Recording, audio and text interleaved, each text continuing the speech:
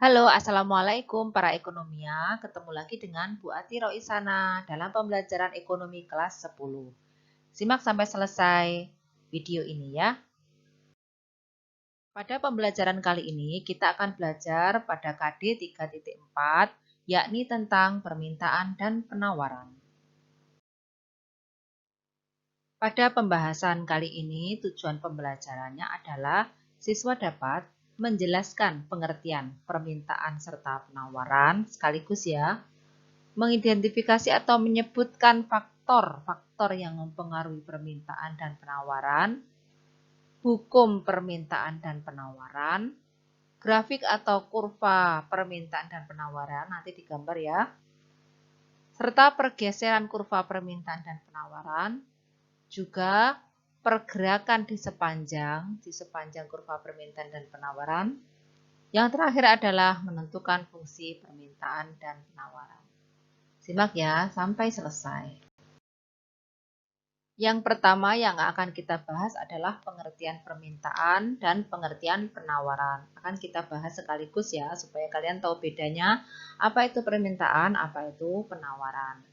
Permintaan atau demand adalah jumlah barang dan jasa yang diminta. Ini kuncinya, diminta oleh konsumen pada berbagai tingkat harga dan waktu tertentu.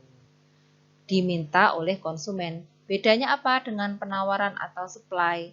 Yaitu penawaran adalah jumlah barang dan jasa yang ditawarkan. Kan penawaran berarti ditawarkan oleh produsen. Kalau diminta oleh konsumen, kalau ditawarkan oleh produsen pada berbagai tingkat harga dan waktu tertentu. Jadi kata-katanya sama, cuma kalau yang ini diminta oleh konsumen, kalau yang penawaran yang ditawarkan oleh produsen.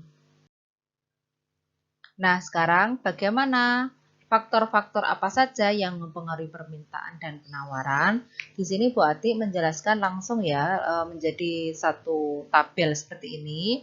Faktor yang mempengaruhi permintaan adalah harga. Jadi harga ini mempengaruhi permintaan juga mempengaruhi penawaran. Terus yang kedua, faktor yang mempengaruhi permintaan itu pendapatan. Terus yang kedua, faktor yang mempengaruhi penawaran adalah teknologi. Faktor yang mempengaruhi permintaan selain harga dan pendapatan juga selera, perkiraan harga masa depan, harga barang substitusi serta komplementer dan jumlah penduduk. Kalau penawaran, yang mempengaruhi penawaran adalah harga bahan baku, termasuk biaya produksi nih ya, berarti perkiraan harga masa depan, harga barang substitusi serta komplementer, dan pajak dan subsidi. Nah, bagaimana penjabarannya akan kita tengok pada slide berikut. Jadi faktor-faktor yang mempengaruhi permintaan. Kenapa di sana tadi disebut harga? Nah, ini pengaruhnya. Jika harga itu harga dilambangkan dengan huruf P ya, P itu price. Jika harga naik, maka quantity of demand yaitu jumlah permintaan akan turun. Jadi, jika harga naik, suatu barang akan harga naik, maka permintaan barang tersebut akan turun. Kenapa? Loh, harganya naik berarti kan pembelinya akan makin sedikit. Yang kedua adalah pendapatan. Pendapatan dilambangkan dengan huruf Y. Jika Y-nya naik atau pendapatannya naik, bagaimana permintaan masyarakat? Tentu akan naik. Jadi kalau lagi kaya, maka permintaannya akan naik. Bagaimana dengan selera? Jika selera atau pembeli menyukai suatu barang tersebut, maka permintaannya juga tentu akan naik. Meskipun pendapatannya sedikit, kalau dia suka, ya namanya suka ya toh. Kalau sudah suka, berarti maka permintaan akan naik. Selanjutnya adalah perkiraan harga masa depan.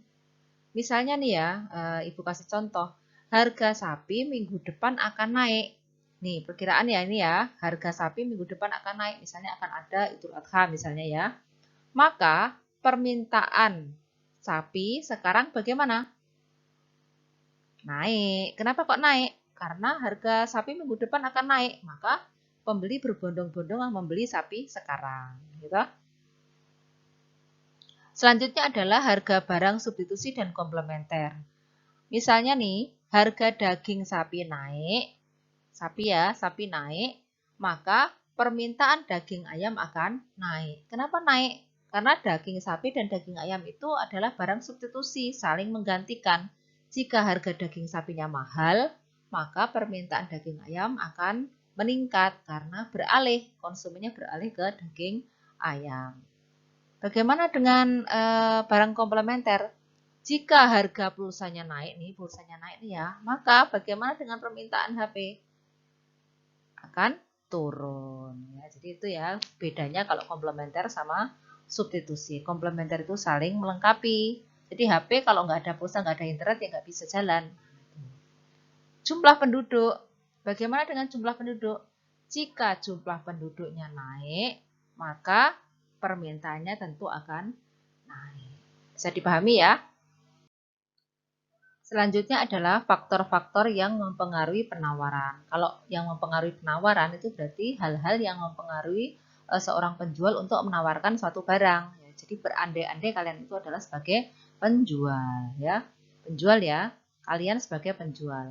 Maka jika harga barang tersebut naik, maka kalian menjual atau tidak? Menjual karena mumpung naik. Ya, jadi mumpung naik maka kalian akan menjual barang yang kalian akan jual.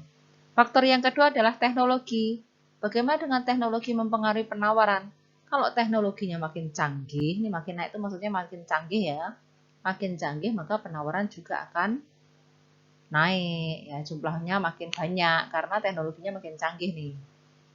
Harga bahan baku. Jika harga bahan baku naik atau biaya produksi naik, maka bagaimana dengan jumlah penawaran? Akan turun karena harga bahan baku naik nih. Jadi saya harus menyedikitkan barang yang akan saya jual karena nanti makin banyak nih biaya produksinya kalau saya makin banyak menjual barang, ya kan? Terus perkiraan harga masa depan ini juga mempengaruhi nih. Sebagai seorang produsen, kalian juga harus paham harga masa depannya bagaimana. Nah, gitu ya. Pengaruhnya bagaimana? Kayak tadi, jika harga sapi minggu depan akan naik nih ya, kalian sebagai penjual pada saat itu Adha, minggu depan akan naik nih sapinya nih ya. Maka penawaran sapi sekarang bagaimana? Akan turun karena kalian harus menunggu minggu depan supaya kalian mendapatkan harga yang bagus. Terus harga barang substitusi dan komplementer ini juga mempengaruhi nih. Nah nih, jika harga daging sapi naik, nah ini sapi naik nih ya, maka penawaran daging ayam akan turun gitu. Jadi kalau harga daging sapi naik, maka penawaran daging ayam akan turun karena mending sapi dong pupung pas harga naik gitu. Jika harga pulsa naik, maka penawaran pulsa ikut naik, penawaran HP ikut naik. Pajak dan subsidi bagaimana? Jika pajaknya naik, maka penawarannya turun karena ini membebani gitu. Bagaimana kalau subsidi? Subsidi kan membantu ya, jadi pemerintah membantu. Nah, subsidinya naik, maka penawarannya ikut naik ya. Selanjutnya kita akan menjelaskan bagaimana tentang hukum permintaan serta hukum penawaran. Nah ini ya, kalian akan lihat di slide berikut, Ibu akan langsung jelaskan supaya kalian tahu bedanya ya. Hukum permintaan ya, jika harga atau price itu naik, jika harga kalian naik, atau harga suatu barang naik, maka permintaan terhadap barang tersebut akan turun, gitu. Kalian dari sisi berandai-andai kalian sebagai pembeli atau konsumen, jika harga naik maka permintaan barang tersebut akan turun, kan mahal nih ya. Nah, jika harga turun, nah nih, kalau jika harga turun bagaimana? Maka kalian akan berbondong-bondong untuk membeli barang tersebut. Jadi jumlah demandnya akan naik. Nah, ini bedanya. Kalau penawaran, kalian sebagai dari sisi penawaran, dari sisi penjual. Jika harganya naik, maka penawarannya naik. Kan mumpung harga naik, maka kalian harus jual pada saat harganya tinggi. Kalau jika harganya anjlok atau turun, maka penawarannya ikut turun. Kenapa kalian menjual barang pada saat harga turun? Kan kalian akan rugi, gitu. Nah, posisi hukum permintaan dan hukum penawaran ini harus terjadi pada saat ceteris paribus. Nah, ini kuncinya. Kalau nggak ada ceteris paribusnya salah. Nah, ini. Jadi, hukum permintaan bunyinya bagaimana? Jika harga naik, maka permintaan turun. Jika harga turun, maka permintaan naik pada kondisi ceteris paribus. Demikian juga dengan penawaran, gitu. Nah, ini antara harga dan quantity demand hubungannya berbanding terbalik atau berlawanan. Lihat ini, panahnya. Kalau harganya naik, maka permintaannya turun. Nah, ini kan berbanding terbalik atau berlawanan. Nah, kalau penawaran bagaimana? Antara harga dan jumlah yang ditawarkan hubungannya berbanding lurus atau searah. Kalau harganya naik, jumlah penawarannya ikut naik. Nah, ini. Syaratnya apa tadi? Harus ceteris paribus. Kalau tidak ada ceteris paribus bagaimana? Ya salah. Sebab kalau tidak ceteris paribus, maka hukum permintaan dan penawaran ini tidak berlaku. Nah, ceteris paribus itu apa? Ceteris paribus itu suatu kondisi di mana faktor-faktor yang mempengaruhi permintaan dan penawaran selain harga, nih ya, dianggap tetap atau tidak mempengaruhi. Saya ulang ya. Jadi ceteris paribus itu bagaimana? Suatu kondisi atau keadaan di mana faktor-faktor yang mempengaruhi permintaan dan penawaran selain harga dianggap tidak mempengaruhi. Jadi yang mempengaruhi permintaan dan penawaran cuma harga. Yang tadi misalnya selera, jumlah penduduk, teknologi itu tidak mempengaruhi permintaan dan penawaran. Yang mempengaruhi cuma harga. Itu baru terjadi hukum permintaan dan hukum penawaran. Nah, ini adalah beberapa contoh suatu kejadian di dalam lingkungan kalian sehari-hari. Misalnya ada diskon lebaran ini pada saat sebelum pandemi ya. Jadi ini pembelinya uyel-uyelan. Kenapa uyel-uyelan? Karena ada diskon. Harga diskon 50%, 20%, 50 plus 20%. Nah, jadi kalau harganya turun, maka bagaimana kalau ceteris paribus tadi? Jika harga turun, maka permintaannya naik. Nah, bagaimana kondisi seperti ini kalau kalian sebagai konsumen? Rencana pemerintah menaikkan harga BBM, gitu. Pemerintah akan berencana menaikkan harga BBM nih. Harga BBM akan naik misalnya besok misalnya. Maka akan mempengaruhi permintaan konsumen sebelum kenaikan harga diberlakukan. Padahal harga BBM-nya naiknya besok ya toh. Maka kalian sebagai konsumen membelinya besok apa sekarang? Nah,